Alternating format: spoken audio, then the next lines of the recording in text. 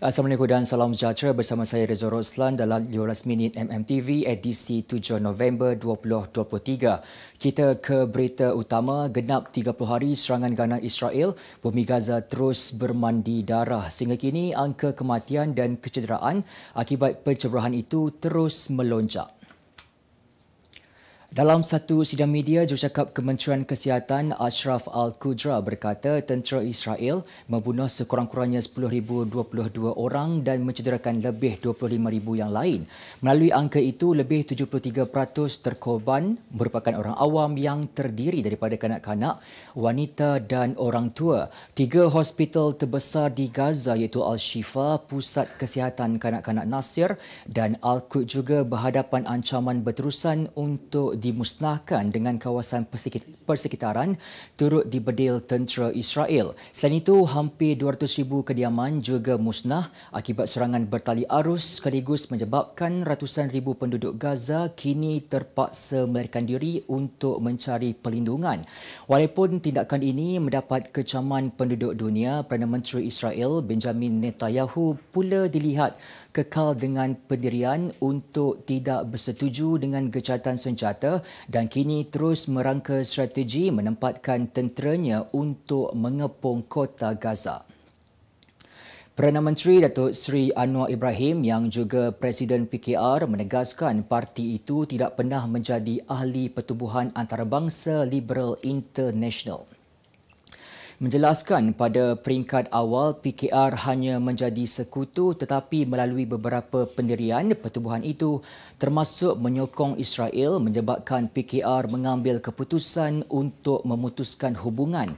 Jelasnya perkara berkenaan turut diberitahu Menteri Komunikasi dan Digital yang juga Ketua Penerangan PKR Fahmi Fazil. Sementara itu beliau turut memaklumkan bersetuju untuk menghadiri sidang kerjasama ekonomi Asia Pasifik APEC 2023 di San Francisco, California, Amerika Syarikat.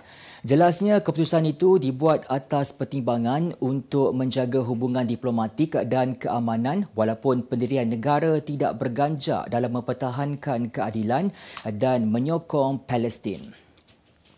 Semua ahli parlimen digesa melakukan pemeriksaan kesihatan selewat-lewatnya Selasa depan. Yang di-Pertua Dewan Rakyat Tan Sri Johari Abdul berkata setakat ini seramai 196 daripada 222 ahli parlimen telah berbuat demikian, termasuk 5 senator bertaraf anggota pentadbiran.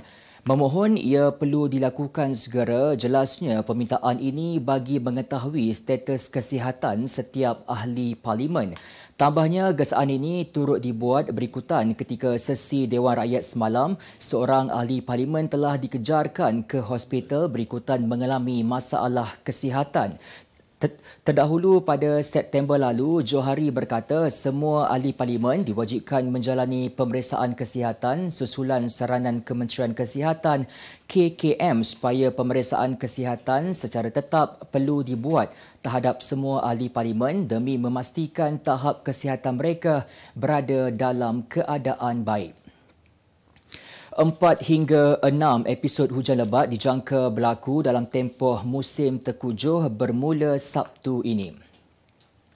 Ketua Pengarah Jabatan Meteorologi Met Malaysia Muhammad Helmi Abdullah berkata cuaca buruk tersebut akan berterusan sehingga Mac tahun depan.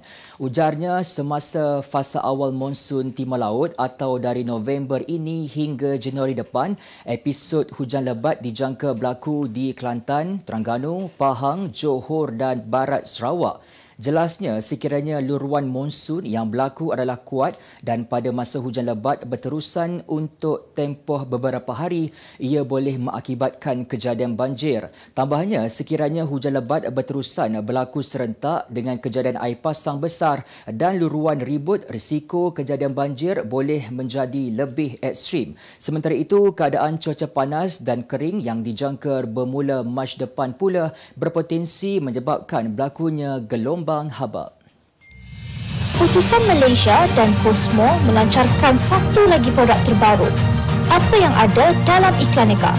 Ia adalah platform yang tepat dan efektif untuk mengiklan antaranya pelbagai jenis notis, catatan kosong, hartanah, tender, kenderaan, mencari wali atau waris dan pelbagai lagi.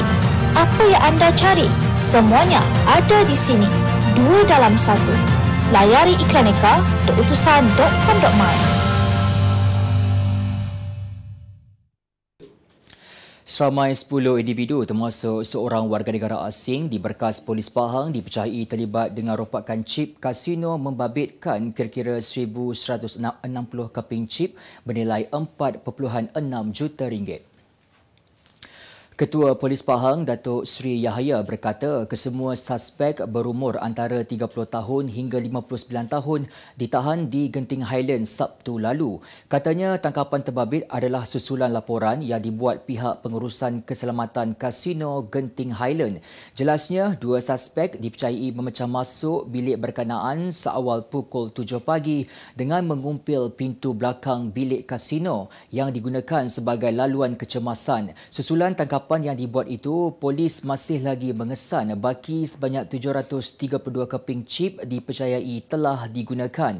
Tambahnya lagi, dalam kes tersebut juga pihak polis telah mengenal pasti 5 orang suspek yang masih bebas.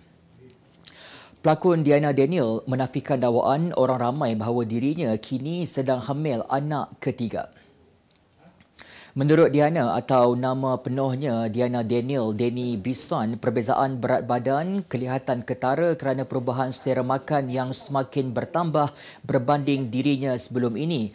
Dalam satu perkongsian di Insta story-nya, penyanyi berusia 32 tahun itu berkata dia kini berada dalam fasa menambah berat badannya sebelum sifat malas makannya kembali. Malah, Diana turut menyifatkan dirinya sebelum ini kurang berselera dan hanya makan sedikit kerana dia tidak gemar untuk menjama juadah sehingga kenyang. Menjengah dalam ruangan komen, bintang filem Imaginor itu juga dilihat membalas komen netizen yang tidak berhenti mendoakan dia berbadan 2 selain gembira melihatnya semakin bahagia. Sebelum ini, dakwaan Diana sedang berbadan 2 bertiup kencang selepas dia dan suami Farid Kamil kembali rujuk sekitar September lalu.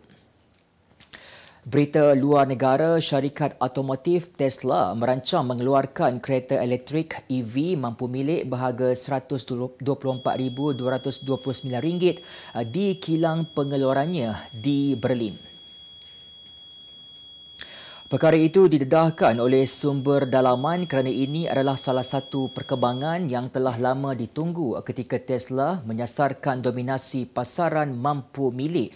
Namun, harga kereta elektrik yang mahal serta lonjakan kadar faedah menjadi salah satu faktor yang menghalang penggunaan kereta elektrik di Eropah dan Amerika Syarikat. Ketua Pegawai Eksekutif Tesla, Elon Musk juga jelasnya sudah lama merancang untuk menghasilkan EV mampu milik, namun pihaknya masih belum menguasai teknologi tersebut dan terpaksa menangguhkan rancangan itu. Bagaimanapun, sumber memberitahu pada September lalu bahawa pembuat kereta itu sedang menerokai inovasi yang membolehkan ia menyatukan hampir semua bahagian bawah EV menjadi satu komponen. Bagaimanapun, tempoh masa kenderaan itu sudah mula dihasilkan tidak dinyatakan. Pihak berkuasa di ibu negara India melanjutkan tempoh penutupan sekolah selama seminggu lagi berikutan tiada tanda menunjukkan pengurangan terhadap pencemaran udara yang melanda bandar itu. Bandar itu diselubungi kabus asap tebal pada setiap musim luruh akibat pembakaran tunggul jerami oleh para petani di negeri-negeri berhampiran. Menurut Menteri Pendidikan Delhi, Atishi, sekolah rendah di New Delhi akan ditutup sehingga 10 November ini. Manakala sekolah menengah diberi pilihan untuk beralih ke kelas dalam talian. Hampir setiap tahun, Delhi mengenakan sukatan ke atas aktiviti pembinaan dan mengarahkan beberapa jenis kenderaan tidak menggunakan jalan raya apabila pencemaran mencapai tahap serius. Kemas kini pengetahuan anda tentang isu ekonomi dan pasaran. Merangkumi sektor hartanah, perniagaan, keuangan, komoditi, IKS, halal niaga dan dunia korporat. Sentiasa ikuti perkembangan ekonomi semasa di dalam dan luar negara. Semua informasi terkini hanya di hujung jari. Dapatkan edisi ringgit setiap Isnin hanya di Akhbar Utusan Malaysia.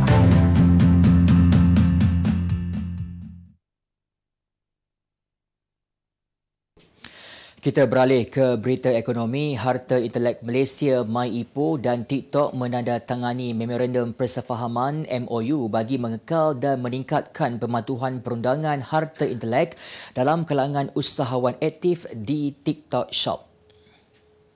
Kerjasama itu mencerminkan usaha MyIPO dan TikTok bagi memastikan bahawa dasar dan polisi penguatkuasaan harta intelek di platform TikTok selaras dengan Akta Harta Intelek di negara ini. Pengerusi MyIPO Dr. Muhammad Zuhan Muhammad Zain berkata kerjasama memfokuskan kepada cap dagangan, trademark dan hak cipta copyright bagi membolehkan peniaga TikTok mempunyai hak eksklusif produk mereka. Beliau berkata sehingga September lalu sebanyak 15,417 permohonan bagi 4 jenis komponen harta intelek iaitu cap dagangan, paten, reka bentuk perindustrian dan pentunjuk geografi telah direkodkan. Ujar beliau lagi kerjasama itu penting bagi mempromosi, menjalankan latihan, penyebaran pengetahuan dan maklumat tentang harta intelek kepada komuniti TikTok terutama usahawan yang aktif. Dalam pada itu, TikTok memperkenalkan Pusat Perlindungan Harta Intelek IPPC iaitu platform khas untuk pemilik harta intelek membuat aduan terus kepada TikTok berhubung pelanggaran harta intelek oleh mana-mana penjual di TikTok Shop. Kumpulan Wang Simpanan Pekerja KWSP akan menjalankan penaikan taraf sistem selama 4 hari bermula 17 hingga 20 November ini dengan matlamat meningkatkan kecekapan teknologi maklumat IT dan memperkukuh sistem KWSP bagi ketahanan jangka panjang. Dalam kenyataannya, sepanjang tempoh itu, perkhidmatan real-time dalam talian KWSP tidak akan tersedia. Bagaimanapun, cawangan-cawangan KWSP akan kekal beroperasi namun transaksi hanya akan lengkap selepas tempoh naik taraf selesai. Dalam pada itu, ahli dan majikan digalakkan untuk merancang keperluan kewangan mereka sebelum proses naik taraf dijalankan dan hadir ke cawangan KWSP apabila sistem telah kembali tersedia pada 21 November 2023. Berita sukan, jaguh badminton perseorangan lelaki profesional negara Lee Zijia terpaksa membuat keputusan sukar tidak menyertai sebarang kejohanan dalam masa terdekat. Menerusi kenyataan daripada tim LZJ di laman Instagram semalam, Zijia, 25 tahun, mahu berehat buat seketika sekaligus menyaksikan pemain ranking ke-11 dunia itu menarik diri daripada kejohanan badminton Master Korea Selatan di Gwangju yang akan membuka tirainya hari ini. Bagaimanapun, masih tiada kepastian sama ada bekas pemain nombor 2 dunia itu akan turun beraksi pada Masters Jepun di Kunamoto pada 14 hingga 19 November ini dan Masters China di Shenzhen dari 21 hingga 26 November depan. Untuk rekod, Zijia mengharungi kempen cemerlang di bumi Eropah bulan lalu dengan menjuarai terbuka Arctic di Finland sebelum muncul naib juara terbuka Denmark selepas itu. Tottenham Hotspur gagal menjadi pendahulu Liga Perdana Inggeris EPL selepas tewas 1-4 kepada Chelsea. Tottenham mendahului perlawanan pada minit ke-6 hasil rembatan Dejan Kulusevski, namun nasib buruk mula menyelubungi pasukan ini setelah beberapa minit kemudian gol Son Heung-min dibatalkan. Adingan pertahanan tengah Christian Romero dibuang padang kerana melakukan kekasaran membolehkan Cole Palmer menjaringkan penalti dan situasi Spurs bertambah buruk apabila mereka kehilangan dua pemain Mickey Van Deven dan James Maddison akibat kecederaan sebelum rehat. Usaha Tottenham cuba menyamakan kedudukan menerusi pemain gantian Eric Dier juga gagal setelah jaringan dibatalkan. Manakala percubaan Heung-min pada minit akhir diselamatkan Robert Sanchez sebelum Jackson melengkapkan kemenangan Chelsea dengan 2 gol pada masa kecederaan. Kemenangan keempat Chelsea musim ini membolehkan mereka melonjak ke tangga ke-10 dengan 15 mata. Sebagai penutup 15 minit MMTV hari ini, saksikan laporan cuaca esok Rabu 8 November 2023. Jangan lupa dapatkan akhbar Utusan Malaysia dan Kosmo untuk berita-berita terkini dan menyeluruh. Sekian saja daripada saya, Reza Roslan. Assalamualaikum dan jumpa lagi.